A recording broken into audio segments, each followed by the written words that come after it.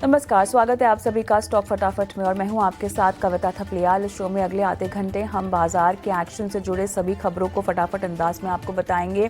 इस शो में यहां पर क्लोजिंग से पहले बेहतरीन ट्रेडिंग आइडियाज़ आपको बताए जाते हैं। इसके अलावा निवेश के पहले ऑप्शन से कमाई के लिए मुनाफे का ऑप्शन भी लेकर आते हैं। लेकिन शुरुआत करते हैं बाजार की कुछ बड़ी बातों के साथ, जहाँ पर हम देख रहे हैं हफ्ते की शुरुआत में बाजार रिकवरी के मोड में दिखाई दे रहा है।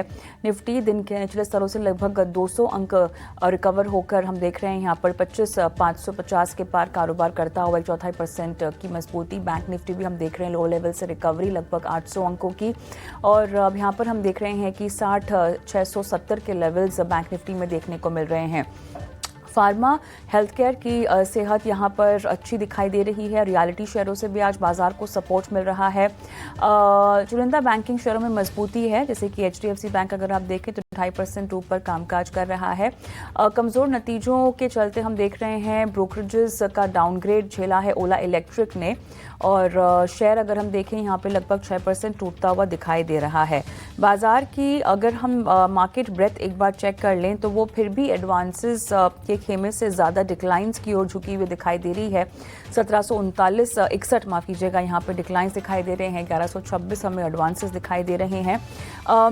निफ्टी PSE एक ऐसा पैक है पब्लिक सेक्टर एंटरप्राइजेज, जहां पर अच्छा खासा जोश दिखाई दे रहा है। क्लोज टू 1% की मजबूती के साथ निफ्टी PSE भी कामकाज कर रहा है। और अगर आप निफ्टी के गेनर्स भी देखें, फिलहाल उसमें पावर ग्रिड देखिए 4% मजबूत, कोल इंडिया 3.5% हम देख रहे हैं। NTPC लगभग 1.5% मजबूत है। इसके अलावा HDFC बैंक, अदानी एंटरप्राइजेस हम देख रहे हैं। मैक्स हेल्थ में भी लगभग 1 से 1.5% की मजबूती दिखाई दे रही है। लूजर्स में हम देख रहे हैं कि यहाँ पर दिग्गज IT counters, Tech Mahindra 2%, Infosys 1.5%, Wipro 1.5% की कमजोरी झेलता हुआ। इसके अलावा मारुति सुजुकी हम देख रहे हैं, जियो फाइनेंस और M&M में भी हम देख रहे हैं 1% के पार की कमजोरी के साथ जो है कारोबार हो रहा है। लेकिन चलिए बाजार की चाल को और समझते हैं। हमारे साथ मार्केट एक्सपर्ट के तौर पर तेजस शाह हमारे आज के मेहमान जुड़े हुए हैं। तेजस, हाय आफ्टरनून, स्वागत है आपका स्टॉक फटाफट में। बाजार काफ़ी म्यूटेड है, हालांकि अच्छी बात यह है तेजस कि 25,550 को होल्ड करने की पूरी कोशिश यहाँ पर की जा रही है। बैंक निफ्टी यहाँ पर अच्छी रिकवरी के साथ अब आगे बढ़ता हुआ दिखाई दे रहा है। हालांकि broader markets mid cap small cap की अगर हम बात करें, वो ऑलमोस्ट फ्लैट टू न्यूट्रल ही कारोबार करते हुए दिखाई दे रहे हैं। आज बाजार की इस म्यूटेड चाल को हम कैसे देखें? इंपॉर्टेंट सपोर्ट लेवल के इर्द गिर्द ही क्या बाजार घूम रहा है अब तक? गुड आफ्टरनून कविता जी और तमाम दर्शकों को मेरा नमस्कार। डेफिनेटली आपने सही बताया। 25,500 के करीबन निफ्टी में काफ़ी अच्छा सपोर्ट है। और आज फर्स्ट आवर के बाद ही वो लेवल जो है निफ्टी होल्ड कर रहा था। और बैंक निफ्टी की हम बात करें तो बैंक निफ्टी का स्ट्रक्चर रिलेटिवली स्ट्रॉन्गर है। निफ्टी ने अपनी 20 दिन और 50 दिन की मूविंग एवरेज को तोड़ दिया है, बट बैंक निफ्टी अभी भी 20 दिन 50 दिन की मूविंग एवरेज के ऊपर कंसिस्टेंटली ट्रेड कर रहा है। और 60,000 का जो साइकोलॉजिकल सपोर्ट लेवल है उससे भी होल्ड किया है। एक बुलिश एंगल्फिंग कैंडलस्टिक पैटर्न भी फॉर्म हुई है on a daily chart as of now in Bank Nifty. तो बैंक निफ्टी में जो स्ट्रक्चर है रिलेटिवली स्ट्रॉन्गर है। ऊपर में मुझे लग रहा है 61,000 61,500 तक बैंक निफ्टी जा सकता है। तो कोई भी माइनर गिरावट आती है तो बाय एंड डिप्स की रणनीति रखिए। और निफ्टी की बात करें तो निफ्टी में जो अभी इमीडिएट बेसिस पे रेजिस्टेंस है वो है 25,700 से लेके 750 के करीबन। जो फ्राइडे में जो गैप डाउन एरिया खुला था, now it will act as a strong resistance. तो मुझे लग रहा है निफ्टी हल्का सा पुल बैक रैली मोड में है। जब तक 25,500 का लेवल होल्ड कर रहा है, ऊपर में 25,700 से लेके 750 तक जा सकता है निफ्टी। और राइट, चलिए हमें आगे न्यूज़ मेकर स्टॉक्स की ओर भी बढ़ना है, लेकिन अब थोड़ी सी आपकी ट्रेडिंग कॉल्स के बारे में जानना चाहेंगे। तेजस, क्या रेकमेंड कर रहे हैं आप? आज की जो मेरी पहली ट्रेडिंग कॉल है वो है SAIL limited, Steel Authority of India Limited. Metal as a sector हमें काफ़ी पसंद है और मेटल सेक्टर में हमने अच्छी खासी करेक्शन भी देखी है। तो सेल की बात करें तो उसका जो स्ट्रक्चर है काफ़ी स्ट्रांग है। हाई टॉप हायर बॉटम के फॉर्मेशन है। फ्राइडे के सत्र में हमने देखा कि सेल ने जो है एग्जैक्टली 20 दिन की मूविंग एवरेज का सपोर्ट लेकर रिवर्सल दिखाया था। और आज भी हल्का सा जो है बायस पॉजिटिव है। तो सेल में करंट भाव पे या डिप में खरीदारी कर सकते हैं। इसमें आपको स्टॉप लॉस लगाना है 152 का। इसका पहला लक्ष्य रहेगा 164 का और दूसरा लक्ष्य रहेगा 170 का। और दूसरा जो स्टॉक मैंने चुना है वो है Tata Motors passenger vehicle. Tata Motors passenger vehicle की हम बात करें तो ये स्टॉक ने एक डबल बॉटम बनाया है around the range of 335 to 340। और लास्ट वीक में अगर देखेंगे तो वीकली चार्ट पे एक ब्रेकआउट हुआ है डबल बॉटम का 375 के ऊपर। लगातार स्टॉक जो है स्ट्रेंथ दिखा रहा है। आज ऊपरी स्तरों से हल्की सी मुनाफा वसूली आई है स्टॉक में, बट मुझे लग रहा है रिस्क रिवॉर्ड के हिसाब से एक बाइंग अपॉर्चुनिटी है। शॉर्ट टर्म मूविंग एवरेज के ऊपर स्टॉक ट्रेड कर रहा है और मूविंग एवरेज क्रॉसओवर भी आया है 10-20 का। तो टाटा मोटर्स पैसेंजर व्हीकल में करंट भाव में डिप में खरीदारी करिए। इसमें आपको स्टॉप लॉस लगाना है 361 के नीचे। इसका पहला लक्ष्य रहेगा 391 का और दूसरा लक्ष्य रहेगा 405 का। राइट, सेल और टाटा मोटर्स पीवी आपकी आज की रिकमेंडेशन है। सबसे पहले टाटा मोटर्स पीवी आपके स्क्रीन पे फ्लैश हो रहा है। स्टॉप लॉस 361 का, टारगेट 391 से लेके 405 का रेकमेंड किया जा रहा है। सेल भी आपने रेकमेंड किया है, टारगेट प्राइस 164 से 170 के बीच में आप दे रहे हैं। स्टॉप लॉस 152 और करंट मार्केट प्राइस 157.50 के पास भी आप इसको खरीद सकते हैं। तो ये दो ट्रेडिंग कॉल्स के तहत आपने रेकमेंड किए हैं। लेकिन चलिए रुक करते हैं न्यूज़ मेकर स्टॉक्स की ओर, जहाँ पर श्रीराम प्रॉपर्टीज़ की ओर से जो खबर आ रही है पहले उसका और हम रुक करेंगे। बंगलुरु में ज़मीन अधिग्रहण प्रक्रिया जो है वो शुरू हो चुकी है, लेकिन स्टॉक देखिए यहाँ पे 4.5% का गोता लगाता हुआ फिलहाल दिखाई दे रहा है, 80 रुपये 76 पैसे।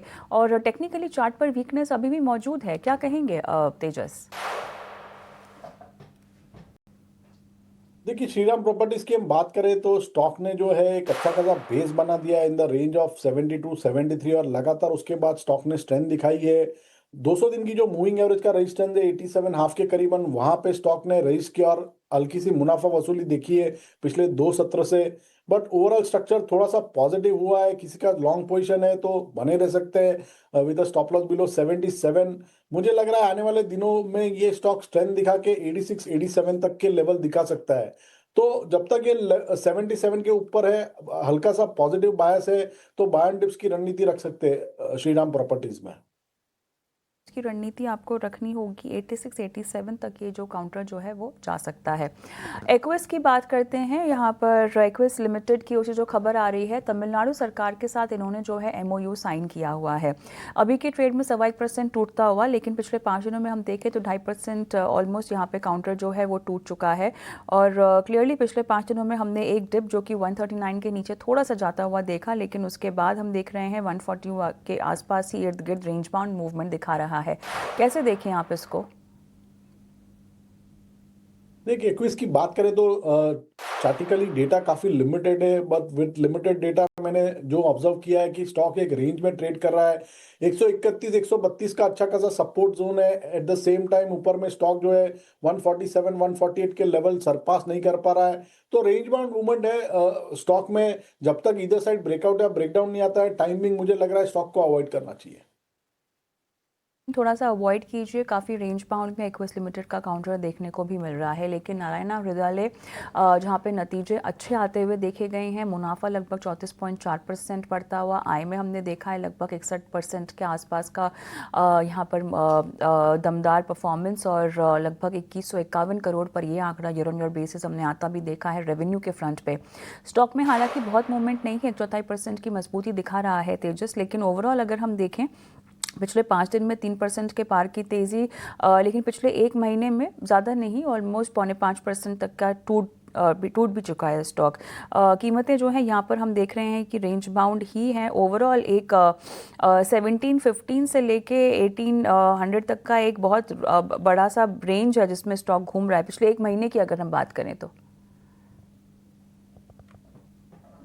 या थोड़ा सा रेंज बाउंड है, बट स्टॉक ने एक बेस बना दिया in the range of 1680 to 1700 और उसके बाद स्टॉक ने एक स्ट्रेंथ दिखाई थी। डबल बॉटम का ब्रेकआउट हुआ था ऑन 11 फेब। उसके बाद हल्की सी मुनाफा वसूली देखी हमने स्टॉक ने। आज स्टॉक ने 200 दिन की मूविंग एवरेज का सपोर्ट लेके स्ट्रेंथ दिखाई है। तो फ्रेश खरीदारी करने की राय नहीं है, बट अगर किसी के पास पोजीशन है तो 1770 के स्टॉप लॉस से बने रह सकते हैं। ऊपर में मुझे लग रहा है ये स्टॉक 1900 तक जा सकता है। तो hold with stop loss below 1770 और लक्ष्य रहेगा 1900 का।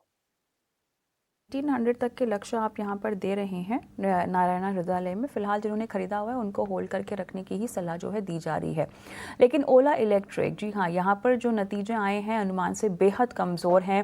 6% हम देख रहे हैं स्टॉक डाउन है। तमाम फ्रंट पे हमने देखा है कि कमज़ोर परफॉर्मेंस है। आय 55% घटी है, 470 करोड़ पर यहाँ पर आंकड़ा आता हुआ देखा गया है ईयर ऑन ईयर बेसिस। और डेफिनेटली कोई अचंभे की बात नहीं होगी तेजस अगर इस तरह के नंबर्स रिपोर्ट हुए हैं। हालांकि काफ़ी हद तक उम्मीदें कमज़ोर नतीजों की ही थी, लेकिन उससे भी ज़्यादा नंबर्स कमज़ोर आए हैं। ओवरऑल अब इस स्टॉक में क्या करें? जिन्होंने खरीदा हुआ है वो अब किस स्टॉप लॉस के साथ रुके रहें? देखिए, ओला इलेक्ट्रिक की बात करें तो तकनीकी रूप से स्टॉक एक डाउन ट्रेंड में चल रहा है। Lower top lower bottom formation है और ऑलमोस्ट ऑल टाइम लो के करीबन ही ट्रेड कर रहा है। 34-35 का एक अहम रेजिस्टेंस जोन है। जब तक ये स्टॉक निकालेगा नहीं ये लेवल, तब तक मुझे लग रहा है ऊपरी स्तरों से दबाव बना रहेगा स्टॉक में। और मैं एक डिस्क्लेमर भी देना चाहता हूँ, ये स्टॉक में मेरा निजी निवेश भी है, तो please consult your financial advisor before taking any position. Tejas भी यहाँ पर जो है कुछ रेकमेंड करने से बच रहे हैं। क्यों तेजस? इसीलिए आपने कहा कि आप आर्थिक सलाहकार की सहायता ले ही लीजिए, उनसे मदद ले लीजिए और उसके बाद ही ओला इलेक्ट्रिक में कुछ किया जाए। नहीं, बिल्कुल ठीक है, कॉशियस रहना चाहिए। खास इस तरह की कंपनियां जहाँ पे लगातार निराशा ही हाथ लग रही है, डिसअपॉइंटमेंट ही हाथ लग रही है और प्रमोटर्स मैनेजमेंट जो है ऐसे लगता नहीं है किसी भी स्थिति का संज्ञान लेने के मूड में दिखाई दे रहे हैं। बहरहाल हम आगे बढ़ते हैं। फोर्टिस हेल्थ तेजस अगला स्टॉक जो रडार पे रहेगा। देखिए, फिलहाल हम Q3 नतीजों की बात करें तो अनुमान के मुताबिक ही हैं। आय में 17.5% का इजाफा, 2265 करोड़ का number year on year basis आता हुआ दर्ज हुआ है। स्टॉक लेकिन आधा % यहाँ पे टूटता हुआ फिलहाल हमें दिखाई दे रहा है। 912 के आसपास कारोबार भी हो रहा है। बट ओवरऑल पिछले 5 दिनों में 2.5% का इजाफा, लेकिन पिछले 1 महीने में कुछ खास मूवमेंट हुई नहीं है स्टॉक में। कैसे देखें इसको?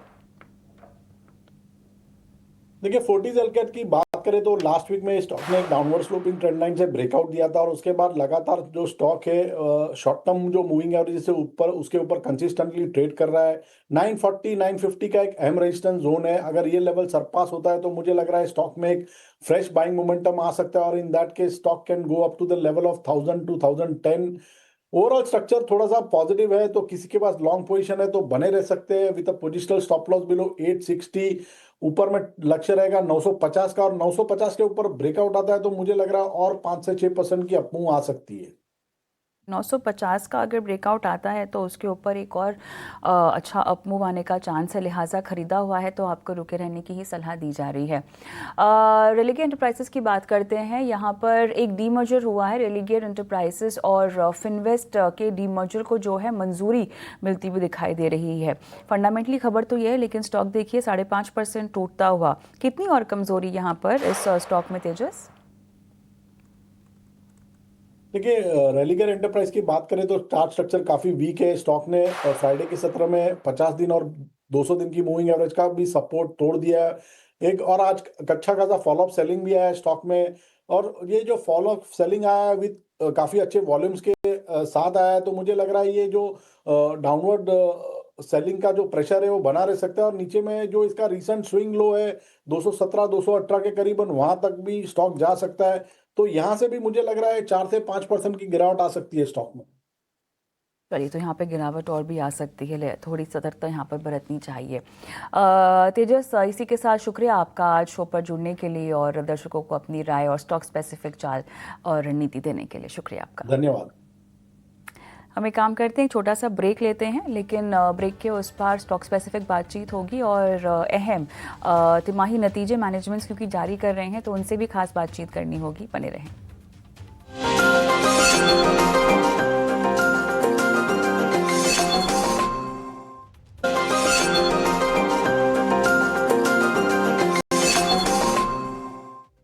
Welcome back. आप देख रहे हैं स्टॉक फटाफट और चलिए लिस्टिंग की बात करते हैं। क्वालिटी वॉल्स की आज लिस्टिंग हुई है, डिस्काउंट पर हुई है लिस्टिंग, लेकिन कंपनी के डिप्टी एमडी चित्रांग गोयल और सीएफओ प्रशांत प्रेमराजका से हमारी सहयोगी स्नेही शाह ने खास बातचीत की है। आइए इस बातचीत के अंश आपको दिखाते हैं।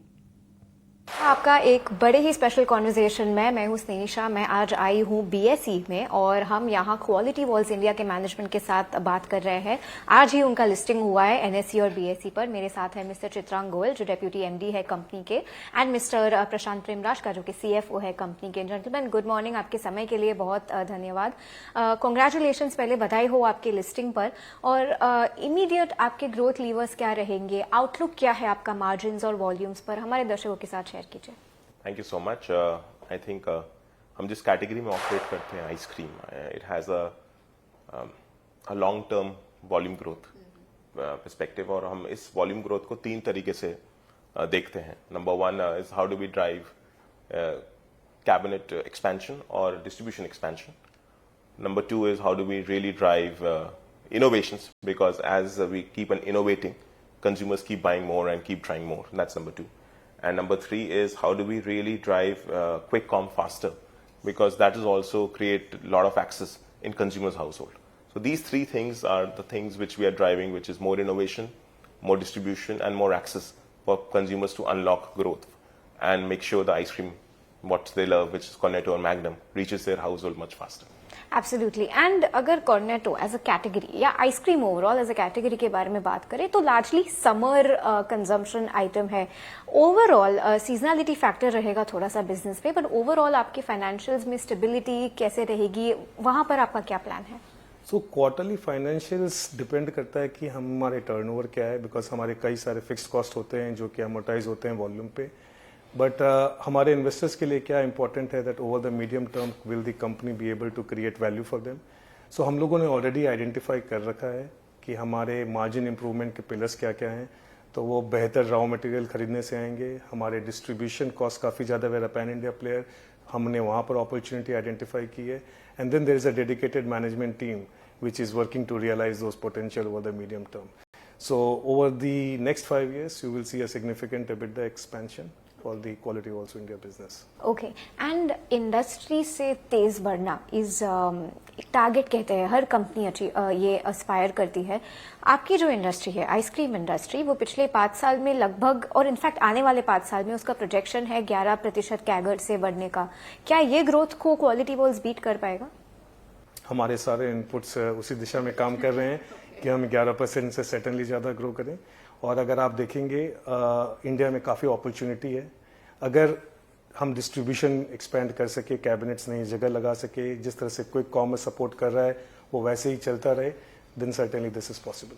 और आगे जाते हुए मॉडर्न ट्रेड, जनरल ट्रेड में आपका वैसे ही बहुत स्ट्रॉन्ग फुटहोल्ड ऑलरेडी है। क्विक कॉमर्स इतना अप एंड कमिंग कैटेगरी है, वहां पर ग्रोथ के लिए क्या आप अलग से कुछ इन्वेस्टमेंट करने वाले हैं, अलग से कुछ SKUs होंगे, उसके लिए क्या प्लान क्या है क्विक कॉमर्स के लिए? Yeah, so quick commerce is a channel which caters to top 100 million or 120 million users. We will try and get more premium products for them. Okay. And they look for more international experiences. That is what we intend to bring at some moment of time. But I think the channel lines are blurring. We will continue to make premium experiences first in quick commerce and then in modern trade. But we will continue to drive a lot of price point SKUs. Because एक average Indian को चाहिए रोज एक अच्छी quality की ice cream, और एक price point should not become a deciding factor कि मैं ये नहीं कुछ और खाऊं। So the work the team is putting is making sure हर आदमी समर में या ऑटम में एक अच्छी आइसक्रीम 10, 20, 30 रुपए में खा पाए। ओके, और GST कट से भी आपकी कंपनी के प्राइसिंग पॉलिसी में बहुत फायदा हुआ रहेगा? बिल्कुल, हमने वो सारे GST बेनिफिट्स को कंज्यूमर को पास ऑन कर दिया है।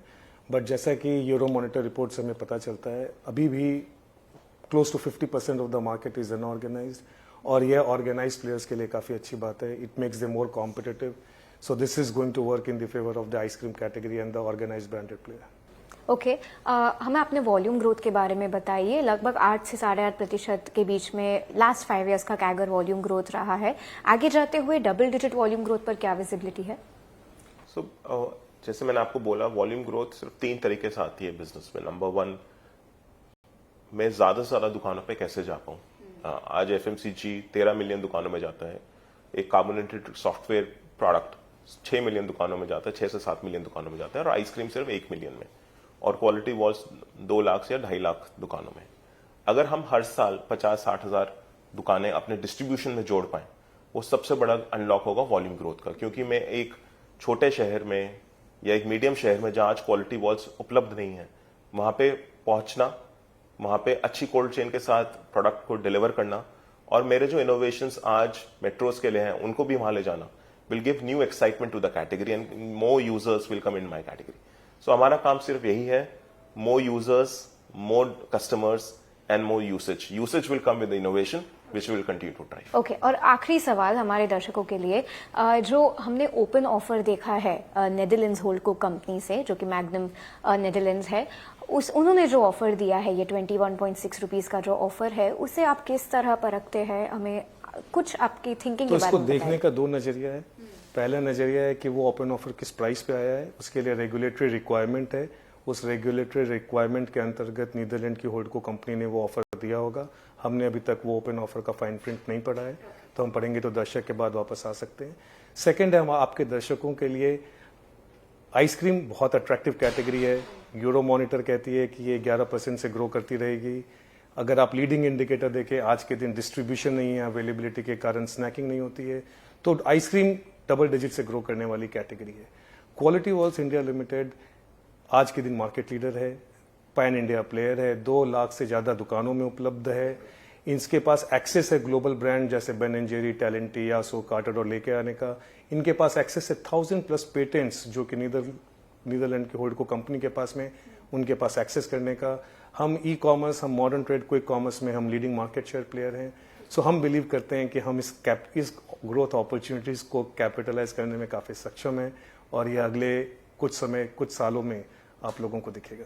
ओके, बिल्कुल। हमारे साथ बात करने के लिए और हमारे दर्शकों को अपने आउटलुक के बारे में बताने के लिए बहुत बहुत धन्यवाद। Thank you so much. Thank you.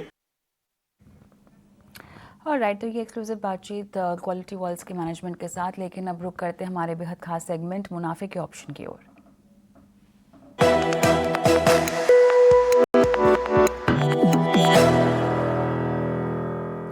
इंजल Varkey Sneha सेठ हमारे साथ जुड़ चुकी हैं तमाम रणनीतियां लेकर। स्नेहा, हाय आफ्टरनून, स्वागत है आपका। तो बाजार तो काफ़ी रत्नेश गोयल, माफ़ कीजिएगा, हमारे साथ है। रत्नेश, हाय आफ्टरनून, स्वागत है आपका स्टॉक फटाफट में। तो जैसा कि हम सुबह बात ही कर रहे थे रत्नेश, काफ़ी म्यूटेड रह सकता है आज का कारोबार, होता अभी वही दिखाई दे रहा है। क्या रणनीति होगी आपकी हमारे इस सेगमेंट के लिए आज?